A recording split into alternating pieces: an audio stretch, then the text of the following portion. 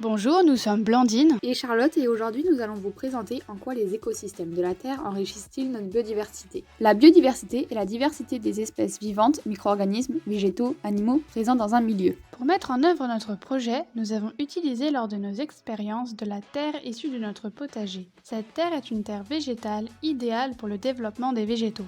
Celle-ci a une composition équilibrée. Pour synthétiser les végétaux, nous avons utilisé des lentilles vertes. Premièrement, nous allons voir la présence des minéraux dans la Terre, puis nous parlerons des êtres vivants au niveau microscopique et au niveau macroscopique. Tout d'abord, nous allons voir la présence des minéraux dans la terre. Grâce à nos recherches documentaires, notamment celle de Madame Claire Chenu, chercheuse à l'INRAE, nous avons appris que les principaux minéraux indispensables à la croissance d'une plante sont l'azote, le phosphore et le potassium. Après avoir mélangé la terre avec de l'eau distillée, nous l'avons filtrée. Par la suite, nous avons testé différents réactifs afin de mettre en évidence certains minéraux. Pour mettre en évidence la présence de chlorure, on a utilisé du nitrate d'argent qui devient blanc en présence de chlore. Après ajout du réactif, on a observé que le filtrat est devenu blanc. On en déduit que l'eau de la Terre possède du chlore. Pour mettre en évidence le phosphate, nous avons fait un test avec du réactif de Misson. En sa présence, il y a formation d'un précipité jaunâtre. Après ajout du réactif dans le filtrat, on observe un précipité jaune. On en déduit que l'eau de la Terre possède du phosphate.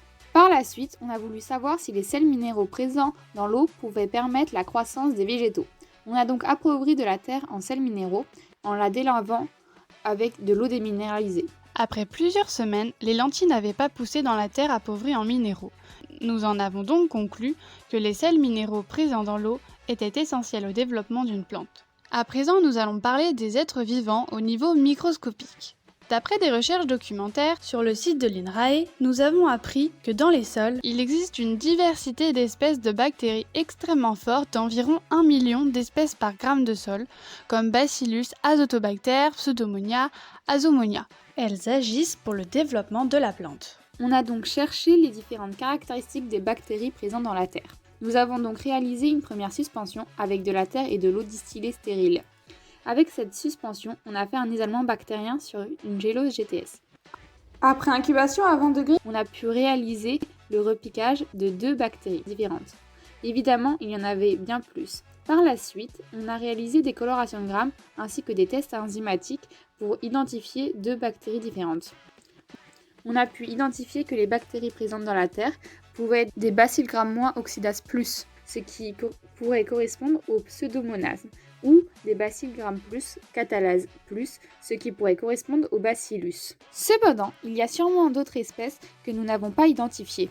On a fait pousser une lentille dans une terre stérile pour voir ce qu'il allait se produire. Bien évidemment, on a essayé au maximum de rester dans des milieux stériles, mais malgré les précautions que nous avons prises, on ne peut pas exclure une éventuelle contamination.